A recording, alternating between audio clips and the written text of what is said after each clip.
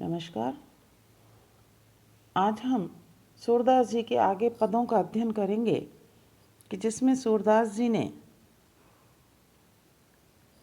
यशोदा के वात्सल्य वर्णन का बड़ा ही सुंदर चित्रण किया है। सूरदास जी कहते हैं कि यहाँ कृष्ण जो है वह कहते हैं कि खेलने जाने के विषय में जब माता यशोदा से कहते हैं तो माता यशोदा उन्हें समझाते हुए कहती है कि खेलन दूरी जात कत प्यारे, जब ते जन्म भयो है तेरो तब ही तय यह भांति ललारे।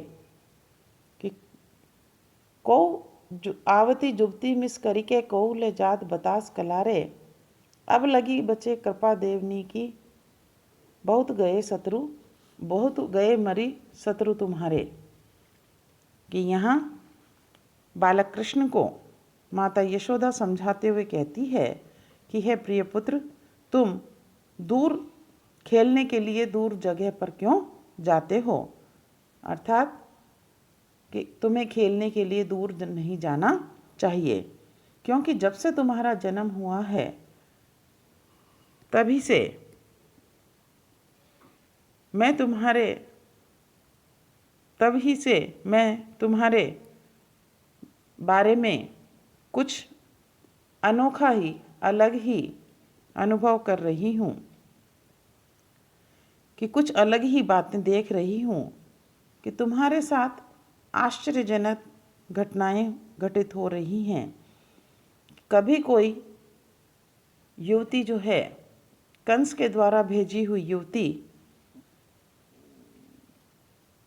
कंस के द्वारा भेजी गई जो राक्षसी है पूतना, वह सुंदर युवती यानी युवती का रूप धारण करके आती है, तो कभी कोई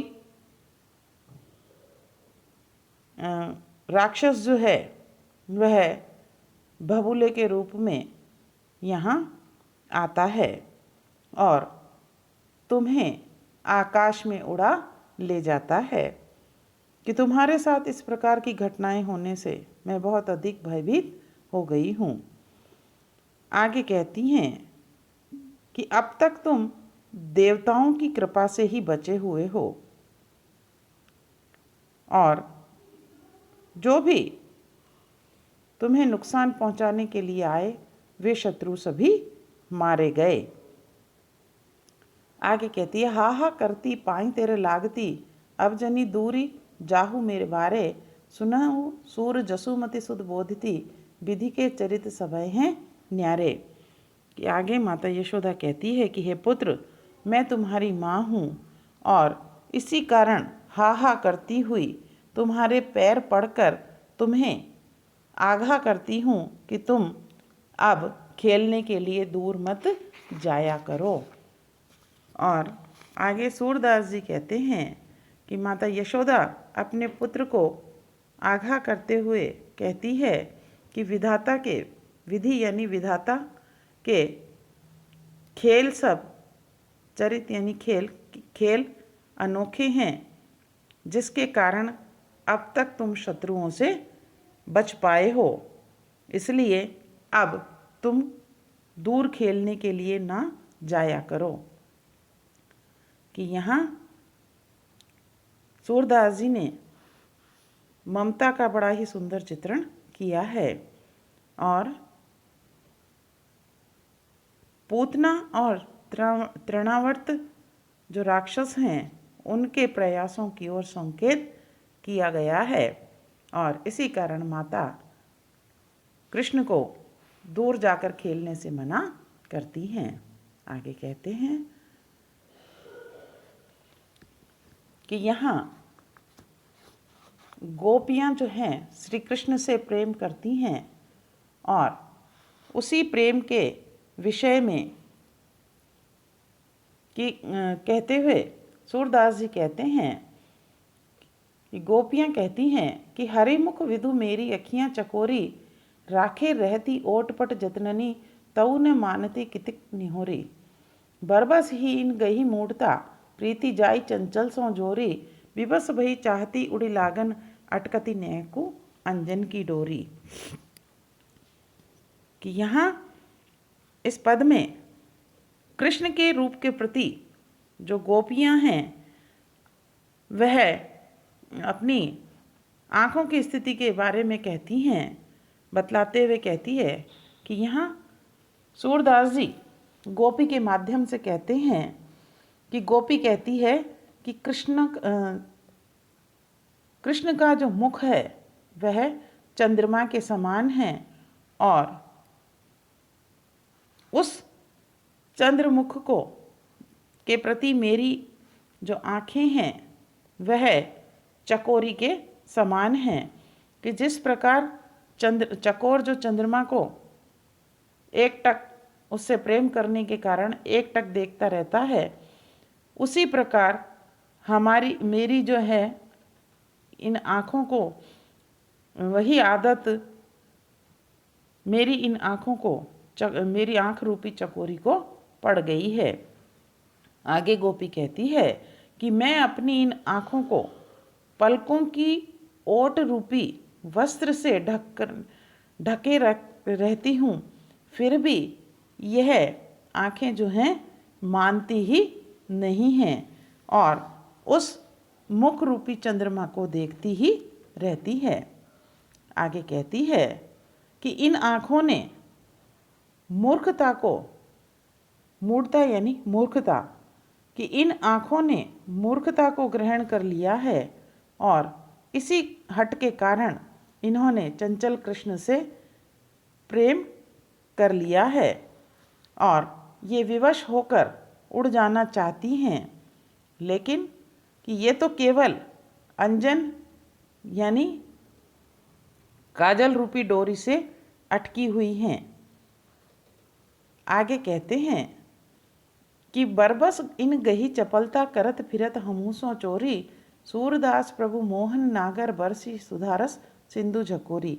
कि कृष्ण के रूप सौंदर्य के प्रति आकर्षित होकर इन नेत्रों ने चंचलता को धारण कर लिया है कि अब तो इनकी यह स्थिति हो गई है कि ये हमसे ही चोरी करती रहती हैं। कहने का तात्पर्य कि मेरे मना करने पर भी यह जो आँखें हैं ये मेरा कहना ना मानकर उस कृष्ण मुख को चोरी छिपे देखती रहती हैं।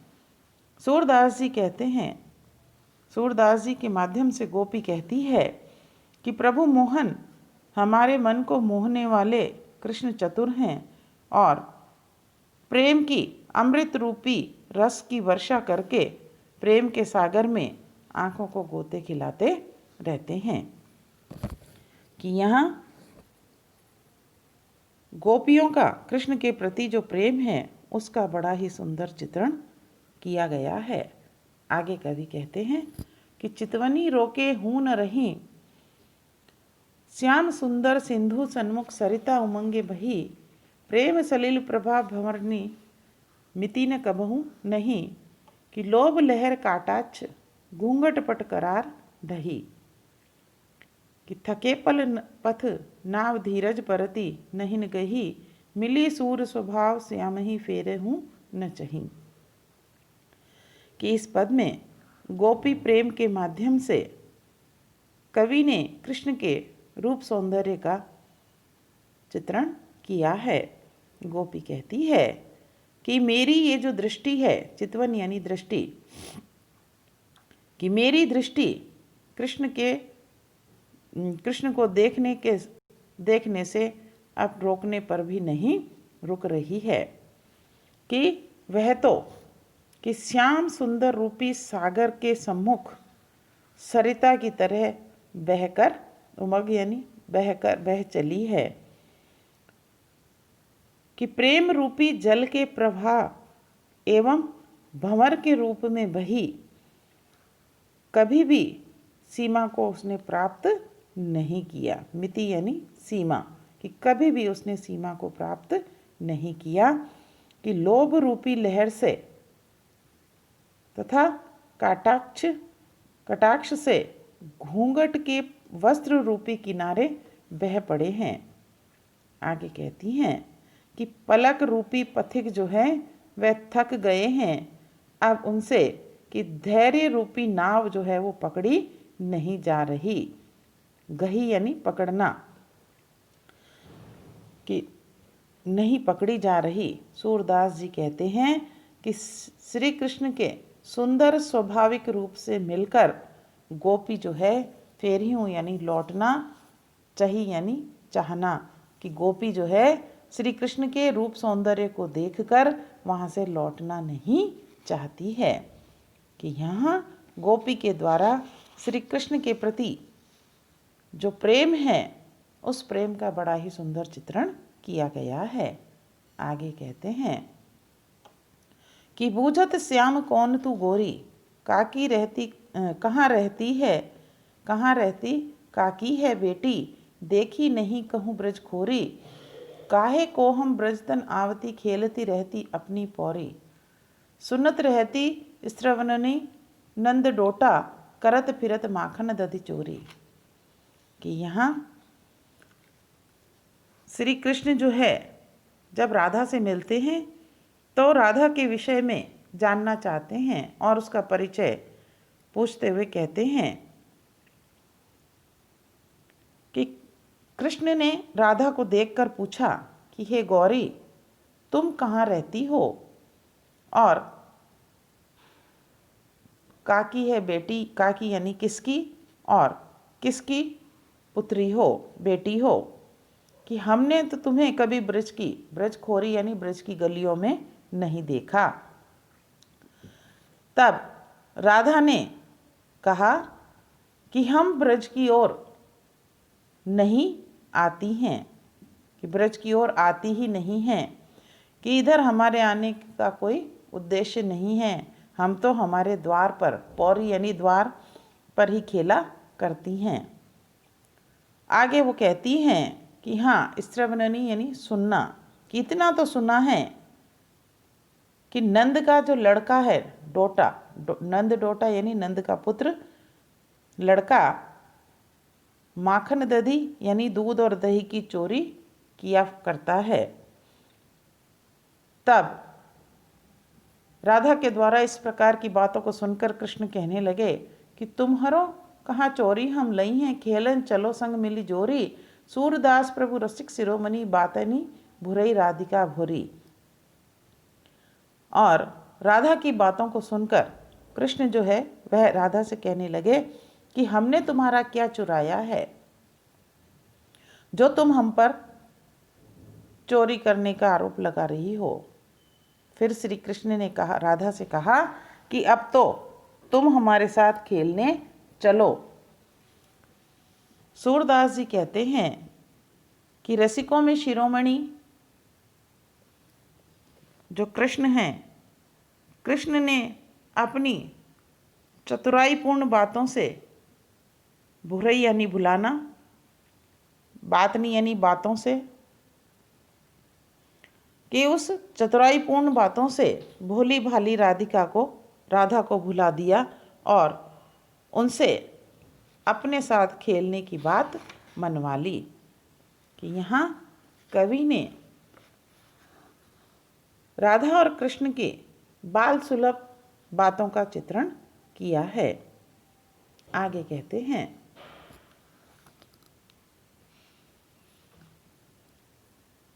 कि दोनों के ही, राधा और कृष्ण की जो बातें हैं उनमें सहजता और स्वाभाविकता है।